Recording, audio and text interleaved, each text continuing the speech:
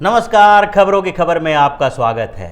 चीन अंदर और बाहर दोनों तरफ से घिरता दिखाई पड़ रहा है। एक तरफ चीन के अंदर जिनजियांग, तिब्बत और हांगकांग में अलग अलग क्षेत्रों में विरोध प्रदर्शन हो रहा है और उसको लेकर अंतर्राष्ट्रीय प्लेटफॉर्म पर आवाजें उठ रही है। मानवाधिकार हनन के लिए चीन को जिम्मेदार ठहराया जा रहा है, तो दूसरी तरफ बाहर में चीन जिस तरह से भारत के साथ सीमा विवाद पैदा किया, उसका खामियाजा उसको यूरोपीय नेशंस, अमेरिका और यहाँ तक कि आसपास के देशों में भी भुगतना पड़ रहा है। ऐसे ही कुछ स्थिति उसकी नेपाल में हो रही है, जहाँ पर चीन और ओली के खिलाफ अब संसद से सड़क तक विरोध प्रदर्शन होने लगा है। चीन ने बहुत कोशिश की कि किसी भी तरह से प्रधानमंत्री केपी शर्मा ओली को सुरक्षित निकाल लिया जाए, इस पूरी समस्या से उनको बाहर निकाल के कुछ समय और के लिए प्रधानमंत्री बनाए रखा जाए, लेकिन ऐसा संभव नहीं दिखाई पड़ रहा है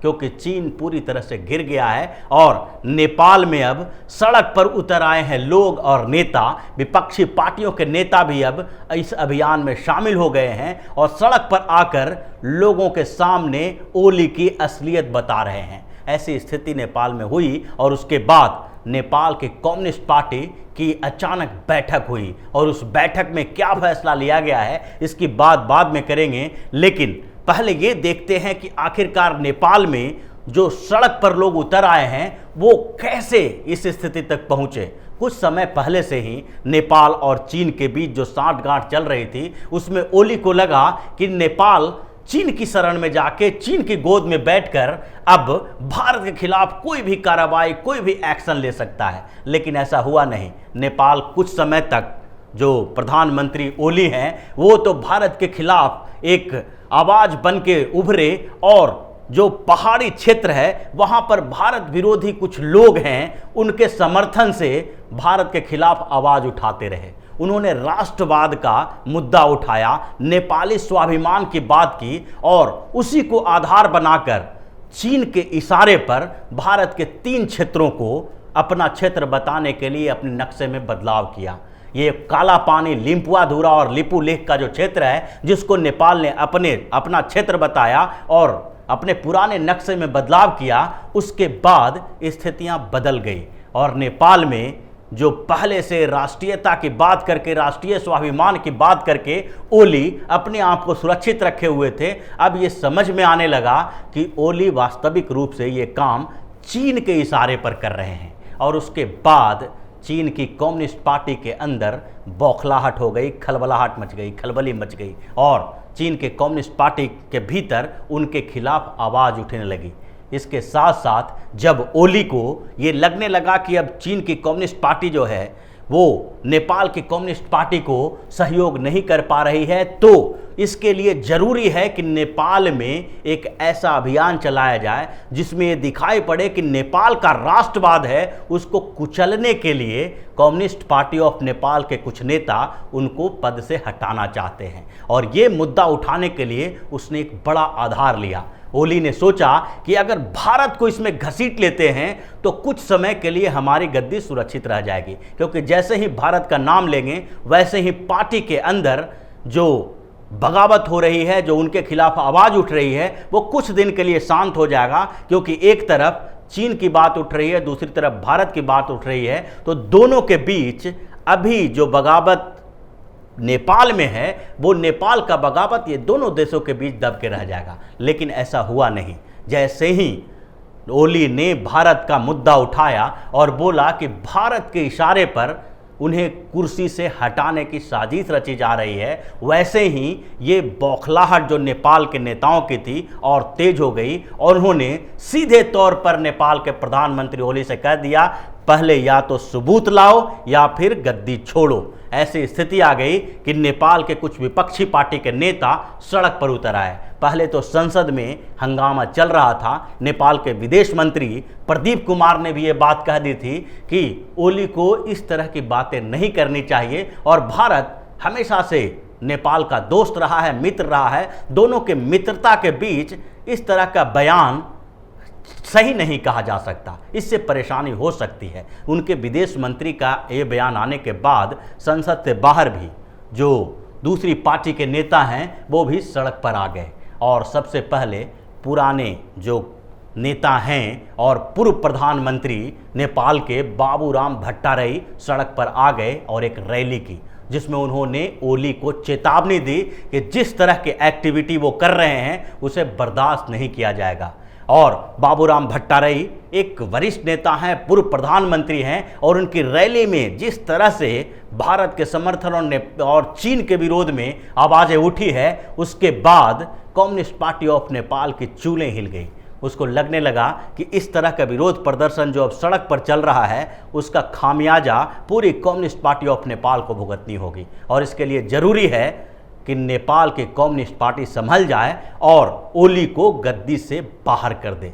उनको बाहर करने की बात तब हो रही थी जबकि चीन के इशारे पे ये काम कर रहे थे। अब भारत के विरोध की बात जब हुई तो ये आवाज़ और तेज हो गई। नेपाल कम्युनिस्ट पार्टी ने तत्काल बैठक बुलाई और स्टैंडिंग कमेटी की बैठक में 3 पूर्व प्रधानमंत्री एक साथ खड़े नजर आए।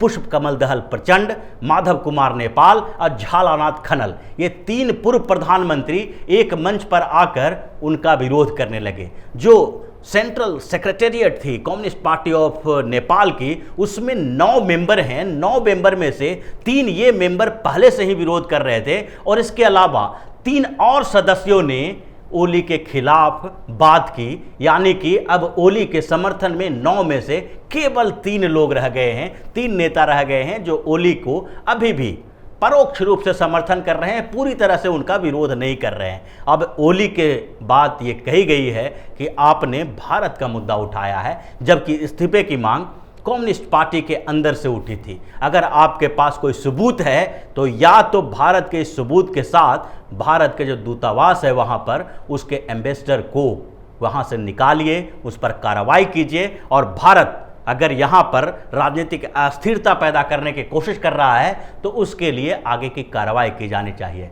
और अगर ये सबूत नहीं है तो फिर आपको दोनों जगह से इस्तीफा देना पड़ा।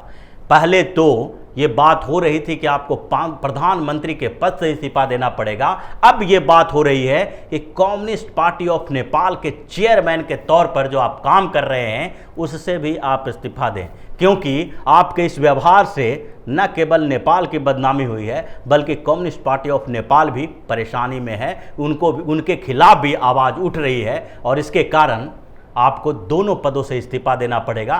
तभी आगे के चुनाव में हम कम्युनिस्ट पार्टी ऑफ नेपाल के जीत की उम्मीद कर सकते हैं। इन तीनों पूर्व प्रधानमंत्रियों ने ऐसी बातें कही, और उसके बाद जो नेपाल के कम्युनिस्ट पार्टी के अंदर शुरू हो गया आवाज़ उठना ओली के खिलाफ, तो ओली अब फिर से बौखला गए हैं। फिर से उन्होंने चीन की शरण में जाना स्वीकार किया, और उसके बाद चीन बचाव में आ गया ओली के। चीन के राजदूत जो नेपाल में हैं उन्होंने एक इंटरव्यू दिया नेपाल में, और उसमें पूरी तरह से भारत को जिम्मेदार ठहराने की कोशिश की। वो ओली के समर्थन में आई। ओली के समर्थन में उन्होंने कहा कि सारी पार्टियों को ओली के समर्थन करना चाहिए, क्योंकि ओली ने नेपाल के राष्ट्रवाद का मुद्दा उठाया है। और वो राष्ट्रवाद का मुद्दा क्या है? वो राष्ट्रवाद का मुद्दा है उसके नक्शे में परिवर्तन से संबंधित। आखिरकार नेपाल के राष्ट्रवाद से चीन का क्या इंटरेस्ट हो सकता है? नेपाल के स्वाभिमान और राष्ट्रवादी बात करें तो चीन पहले ही इस बात के लिए बदनाम है कि वो अपने पड़ोसी देशों की जमीन को हड़पता है। और अभी जो नेपाल के एग्रीकल्चर मंत्रालय का जो सर्वे आया है, उस सर्वे में ये बताया गया कि करीब 11 क्षेत्र ऐसे हैं जिसमें नेपाल की ज़मीन पर चीन कब्जा किए हुए है। जो तिब्बत का बॉर्डर एरिया है, जहां पर कुछ नदियों के आसपास कंस्ट्रक्शन का काम किया जा रहा है, वहां 33 हेक्टेयर ज़मीन नेपाल की है, उसे चीन कब्जाए हुए है। और इसके बाद ही नेपाल में चीन के खिलाफ आवाज़ और तेज हो गई।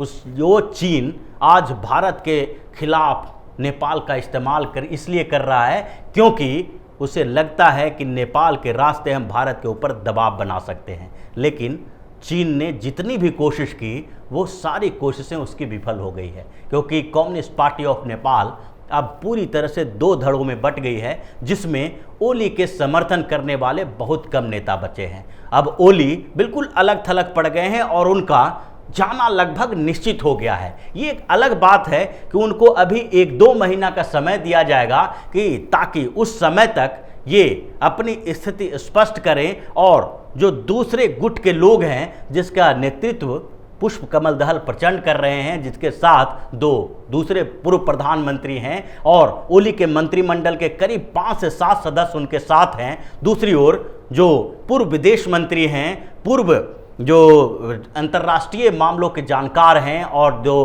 कम्युनिस्ट पार्टी ऑफ नेपाल के इंटरनेशनल डिवीज़न के प्रमुख हैं, ये सारे लोग किसी न किसी स्तर पर ओली के खिलाफ हैं और वो पुष्प कमल दहल प्रचंड का समर्थन कर रहे हैं। अब ये बात नेपाल के साथ नहीं रहा बल्कि भारत वर्सेस चाइना का हो गया है। भारत और चीन के बीच अब नेपाल में वर्चस्व की लड़ाई चल रही है, जिसमें चीन का पूरी तरह से कूटनीतिक विफलता दिखाई पड़ रहा है। चीन छटपटा रहा है कि किसी भी स्तर पर कुछ और समय मिल जाए ताकि ओली वहां पर बने रहें और चीन अपनी इज्जत बचा के किसी तरह से वो बाद के नेतृत्व परिवर्तन के लिए अपने आप को वहाँ से अलग कर ले। लेकिन स्थितियाँ बिल्कुल स्पष्ट है कि अब चीन के खिलाफ भी नेपाल में आवाज़ उठने लगी है। वहाँ सड़कों पे लोग आ गए हैं, अलग अलग जो पार्टियाँ हैं उसके नेता वहाँ पर विरोध कर रहे हैं। अभी जैसा कि मैंने बताया कि बाबूराम भट्टाराई ने पहले विरोध प्रदर्शन किया, उसके बाद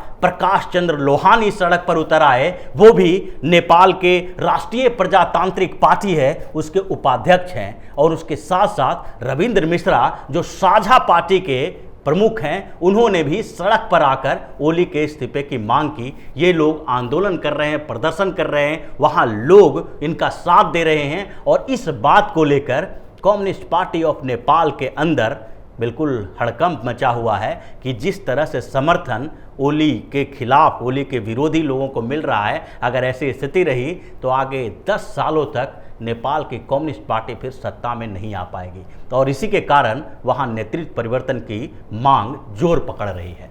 तो इसी तरह की खबरों के साथ फिर से हाजिर होंगे, तब तक के लिए बने रहिए हमारे साथ और देते रहिए हमें सहयोग ताकि इसी तरह की खबर हम आपके लिए लाते रहें। धन्यवाद।